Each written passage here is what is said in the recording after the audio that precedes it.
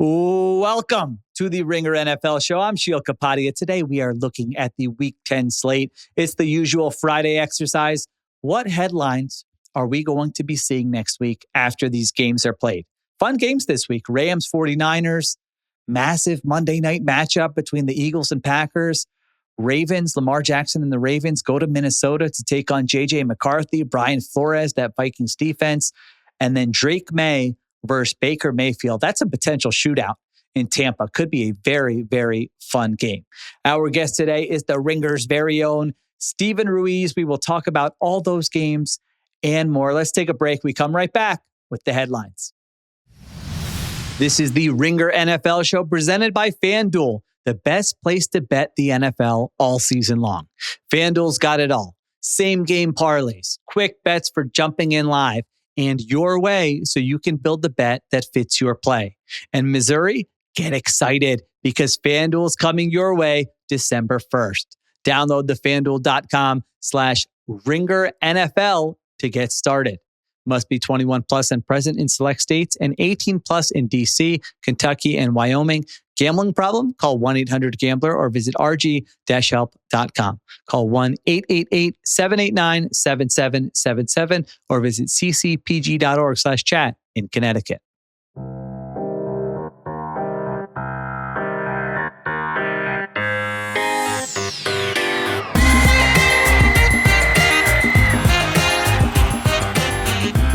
All right, we are back with Steven Ruiz. We're talking headlines we're going to see next week after Week 10. Ruiz, you're the guest here, so go ahead. You get first pick. What's one headline we're going to read next week after this weekend's games?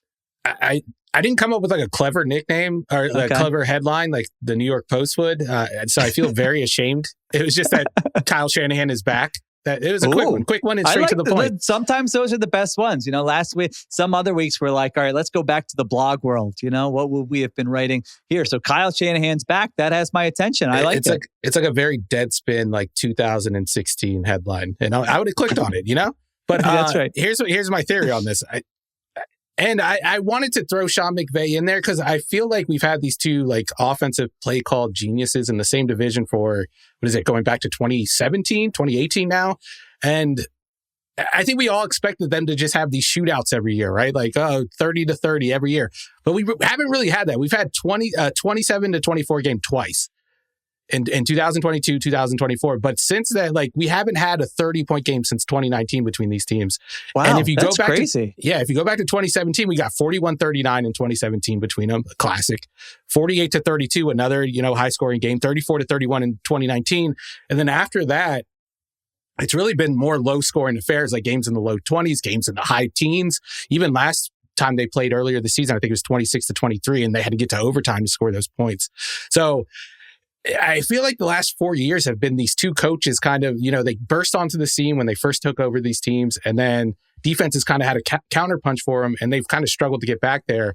And I think this weekend, we're going to see another one of those like early games where it's 35-30, 49ers, Rams just lighting it up, just trading blows, Mac Jones, Matthew Stafford.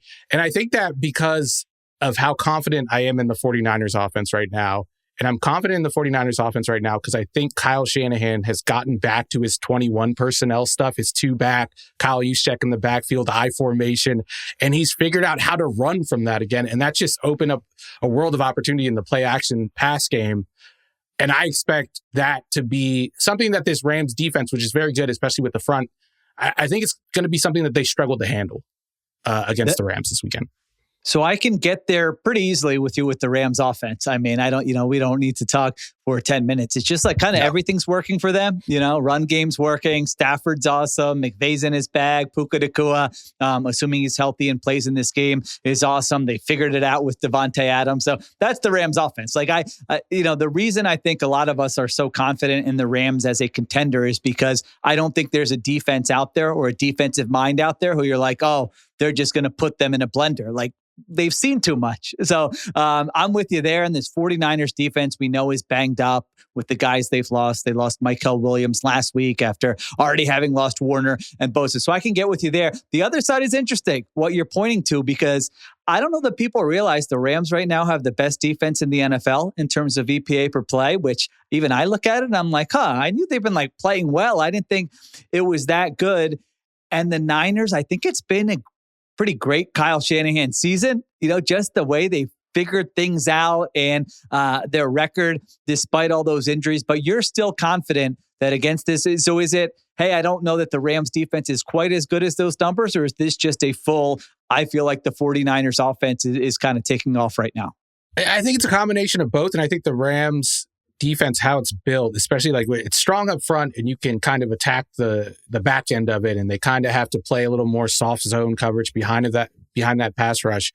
And I think that's perfect for some of these, high powered offenses that have a quarterback leading it where, the quarterback is dropping back. I'm thinking of, obviously, Joe Burrow's not playing this season, but like that's the prototypical like quarterback-centric offense. And I think it's built to beat those teams because you put pressure on those quarterbacks to keep dropping back and those offensive lines to keep, blocking and pass protection. But the 49ers offense, I feel like they've kind of were in that world last year, and you saw that in Purdy's numbers and how they kind of had to use Purdy and how he had to be like the playmaking hub for the offense.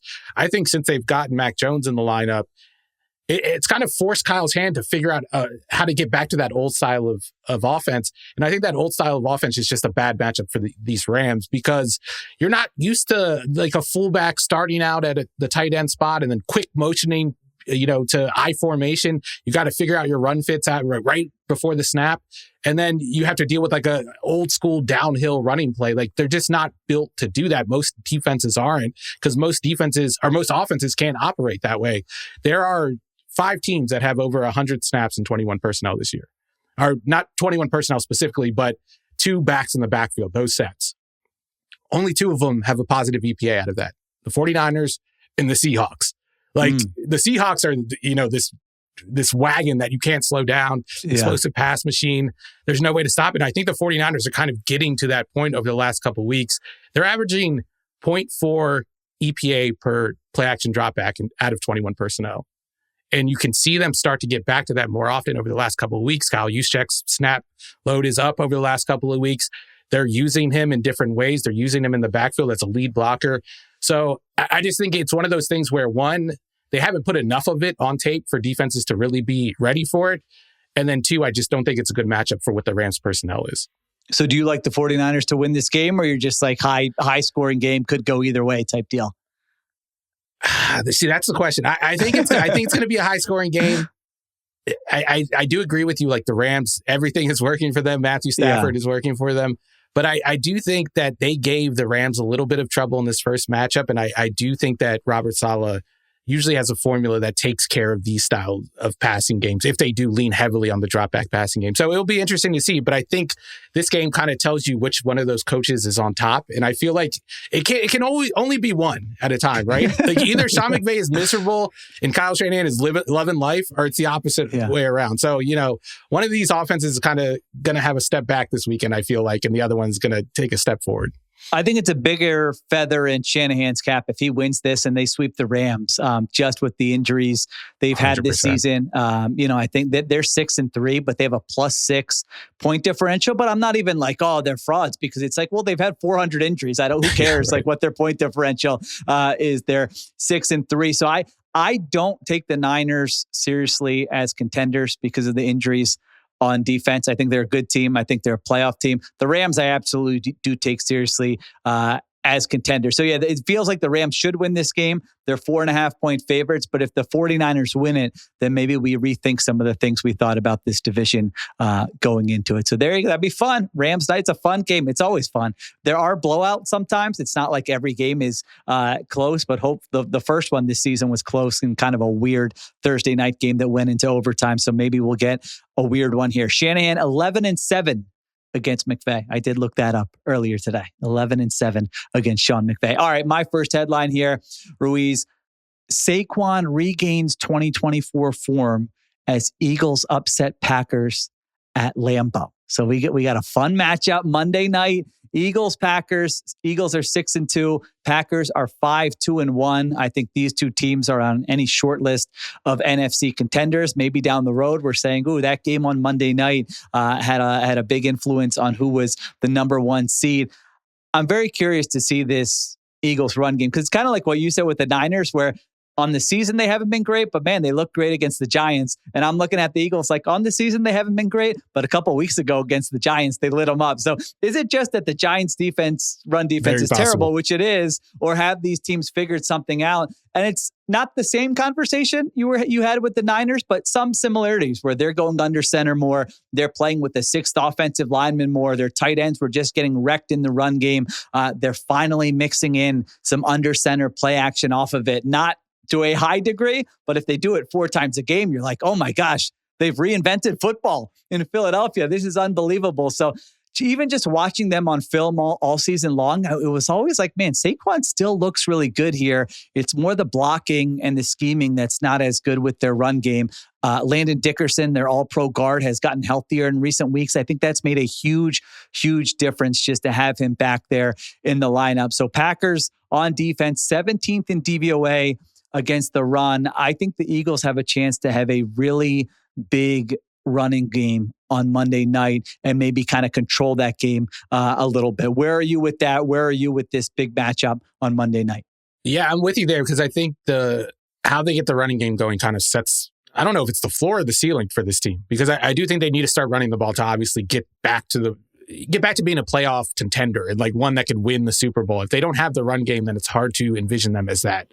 I think it was a lot easier last year when we were talking about the pass game. We're like, oh, they don't have a pass game. AJ Brown was saying like the pass game is what's wrong with the offense, but we could still envision them as, winning the Super Bowl. I think they won 15 games in the regular season anyway.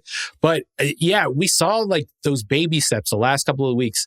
And I thought what it did was open up the middle of the field for Jalen Hurts. We saw him make, he was under center. He turned his back to the defense, turned around, and then hit like Devontae Smith on a couple of inbreakers. And you joked about it, the Eagles, they rediscovered football, but it has unlocked something that they haven't really had going back to 2022, I would say. 100%, yeah. And it does make that offense a lot more difficult to defend. And I think the offensive linemen were really clamoring for something like this early in the season when they were like, it seemed like they were saying it without saying it. They were kind of lamenting the fact that like defenses seemed to know what was coming and they were on a lot of stuff. And getting under center, it just has that effect on defenses where one, you don't know which way the run is going, which you do when it's shotgun, unless you're going up against like an Andy Reid who does same side zone runs from the gun. And then two, the play action, it just hits harder. It just hits harder. If you look up the stats, if you look up the splits, if you take out shotgun, the play action just hits harder. And if you are struggling to get explosives, and the only source for explosives the last couple of years for the Eagles were when they got cover one, they got man coverage, and they could just, throw it up to Devontae Smith or AJ Brown on the outside. I think if they are able to run the ball like this, continue to run it against a team like the Packers, against another contender, I would come away from this game thinking the Eagles are the favorites to win the NFC. And I wasn't thinking that going into, I would say, 2 weeks ago. Yeah, I change my mind every 2 weeks. 2 weeks ago, after the Packers, that performance against the Steelers, I'm like, they look like the best team. And then last week, I'm like, oh my gosh, what are the Packers doing here? The Rams have a case for that, certainly. The Lions have a case. So it's so much easier in the AFC, Seahawks. Right? In the AFC, it's just like, oh, Bills, Chiefs. Bills, Chiefs. I want to get with one of these next games, I actually want to get your sort of ranking of the AFC contenders because there's a couple that I think are consensus, but after that, it gets a little tricky. So let's take a break. We'll come back. We'll talk about two more games that deal with at least one AFC team. This episode is brought to you by Apple. Before it was Ringer NFL, it was just an idea. I started with just a mic and a Mac and the need to discuss all things football. We thought, are we going to do a daily show? Are we going to change the logo? Who are the guests going to be? What are the topics going to be? Listen, we're still figuring it out, but no matter what you have an idea for, whether it's creating your own commentary on this week's games, starting a platform for your take on sports, or even founding your own league, go for it. You just need to get started. Your great ideas start on Mac. Find out more on apple.com/Mac. All right, we're back on the Ringer NFL show, Ruiz. What do you got? What's next? What's the next headline? All right, I'm going to the Baltimore-Minnesota game. Now, I went the other way with this headline. It might have been a reach. I might be thinking I don't know. I might have been reaching for the stars too much here. My headline is Hamilton, sold out.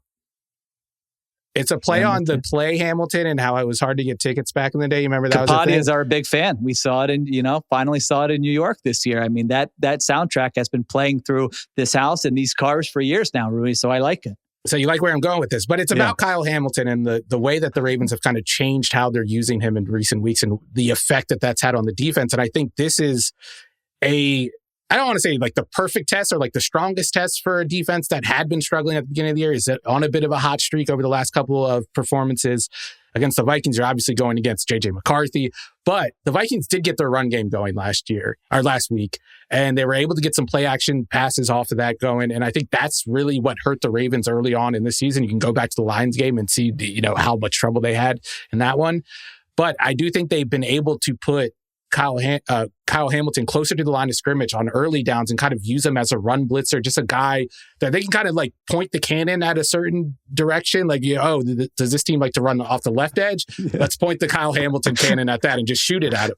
So I think they're just going to have him kind of sell out against the run, kind of get in the backfield, try to create some tackles for loss, get JJ McCarthy into obvious passing situations, and then say, hey, I know he's not a rookie, but he's basically a rookie. Say, hey, rookie, beat us. Like beat our coverage, our shell zone coverage.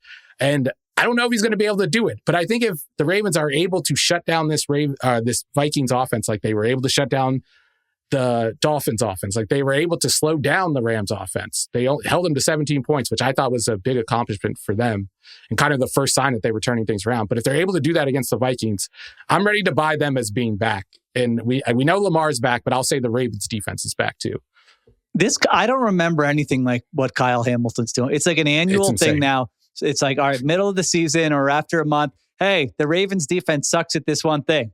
Okay, why don't we have Kyle Hamilton solve that? Okay. And next year, it's like a different thing. And then the next year, it's a different thing. I mean, because I usually, maybe we've had these conversations. I get sick of the positionless players and versatility. And I think you sometimes feel the same way as me. It's like, all right, well, how many things can they actually do well? It's not just the guy lining up. It's always zero, too. It's always zero. Yeah. He is the exception. It's incredible that, they just change how they use him.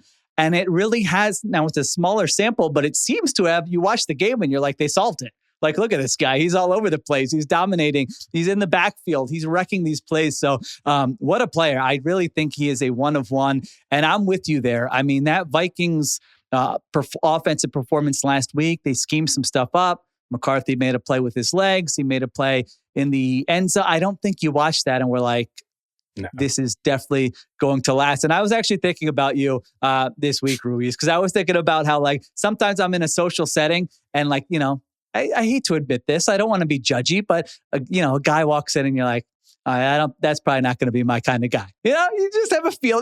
Maybe you're wrong. Sometimes you're wrong. But I was reading a story this week about JJ McCarthy. I don't know if you saw this or not. He says he has a game day alter ego that he calls 9.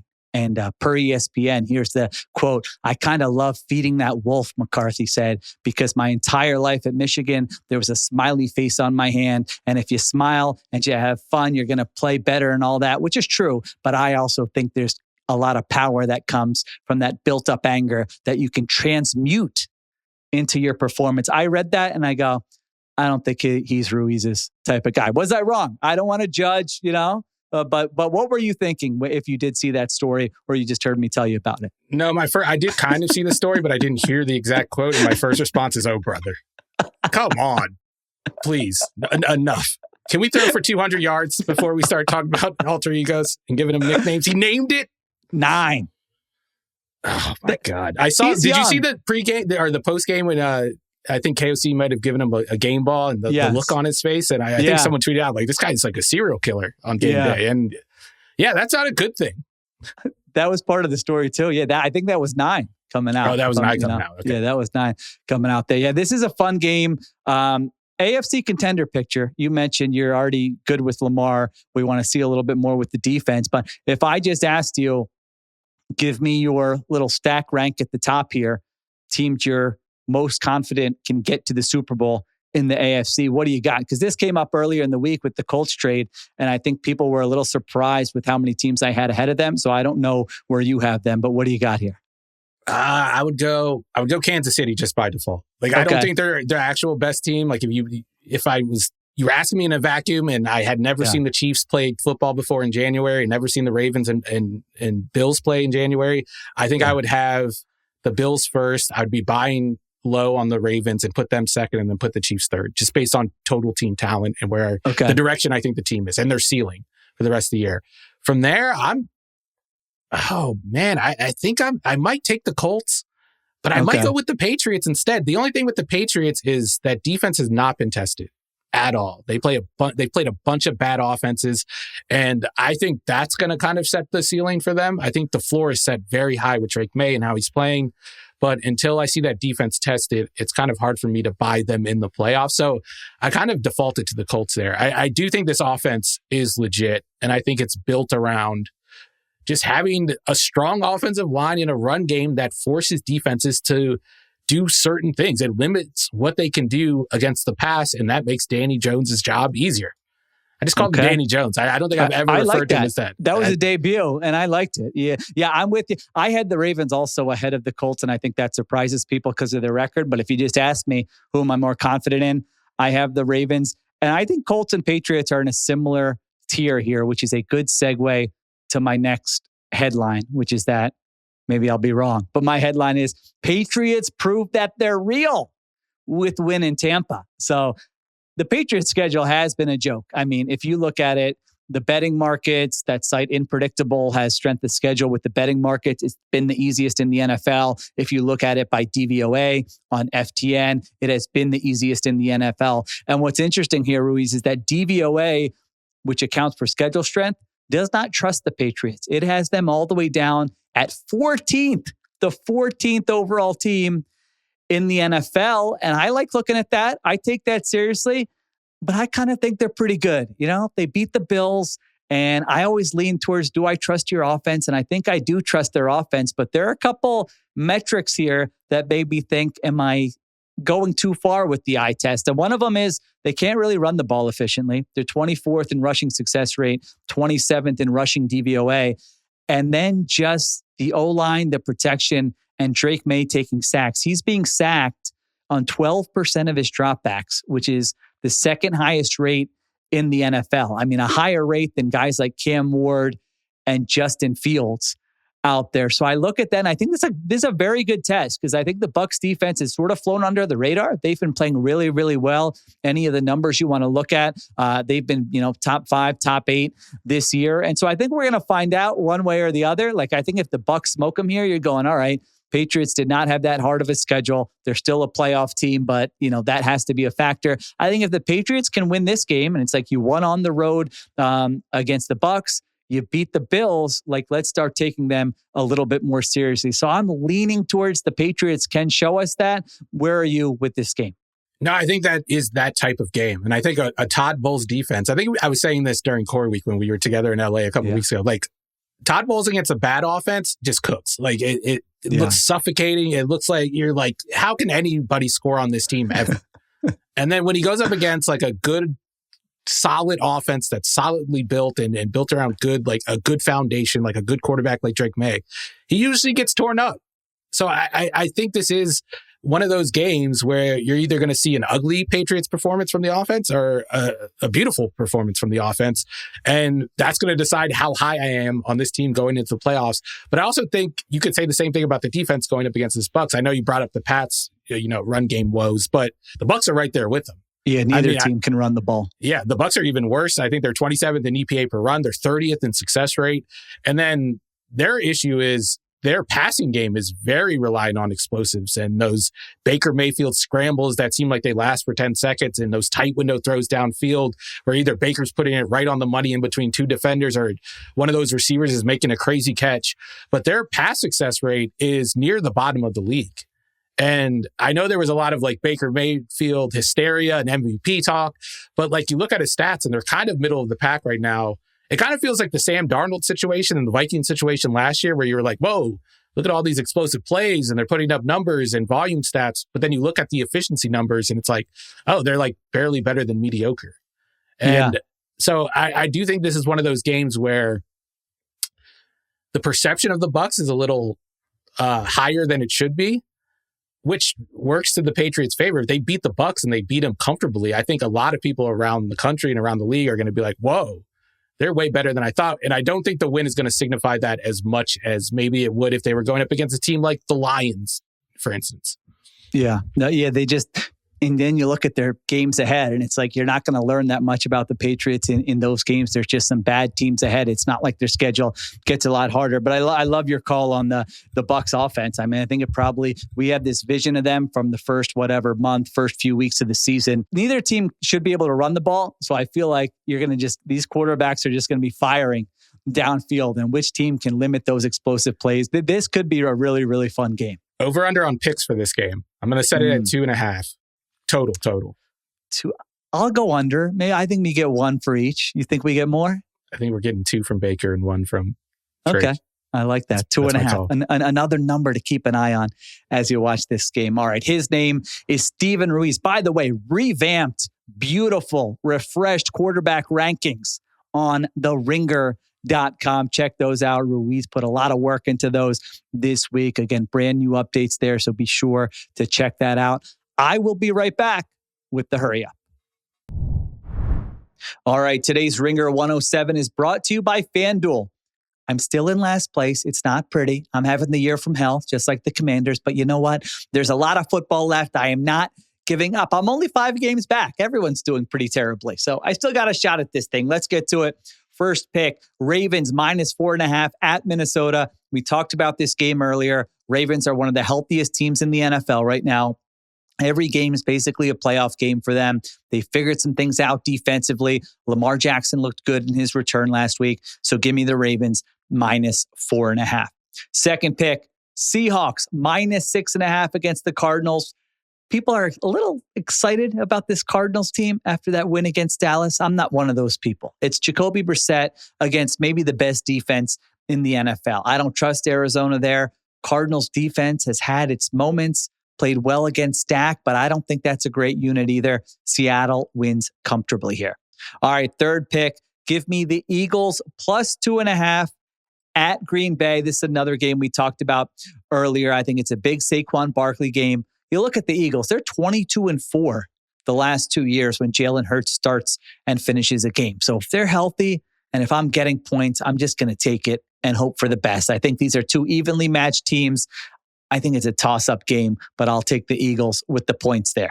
Fourth pick, I can't believe I'm doing this, but give me the Jets +2.5 against the Browns. Here's the deal. I'm doing a little game theory here. I'm in last place, so I should be picking games I think my competitors are not going to be picking. And why would they pick the Jets? The Jets stink. But you know what? The Browns stink too. They got the worst offense in the NFL. So I'm getting points at home against the worst offense in the NFL. It's going to be bad weather. It's going to be low scoring. Everyone thinks the Jets have no chance because of the trades they made earlier this week. I'm not one of those people. Let's go. Jets, Jets. All right. Jets +2.5.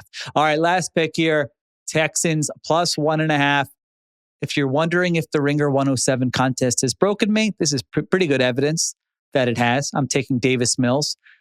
But you know what? That Jaguars team just does so much stupid stuff. So Jaguars team, do stupid stuff.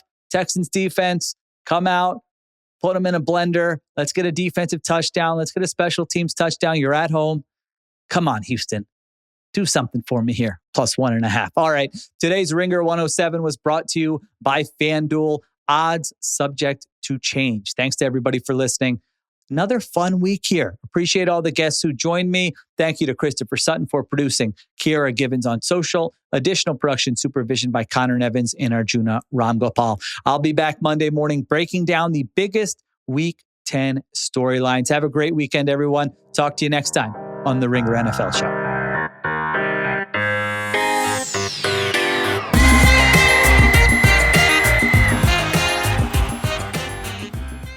Must be 21 plus and present in select states. For Kansas, in affiliation with Kansas Star Casino, or 18 plus and present in D.C., Kentucky, or Wyoming. Gambling problem? Call 1-800-GAMBLER or visit rg-help.com. Call 1-888-789-7777 or visit ccpg.org/chat in Connecticut or visit mdgamblinghelp.org in Maryland. Hope is here. Visit gamblinghelplinema.org or call 800-327-5050 for 24/7 support in Massachusetts, or call 1-877-8-HOPE-NY or text HOPE-NY in New York.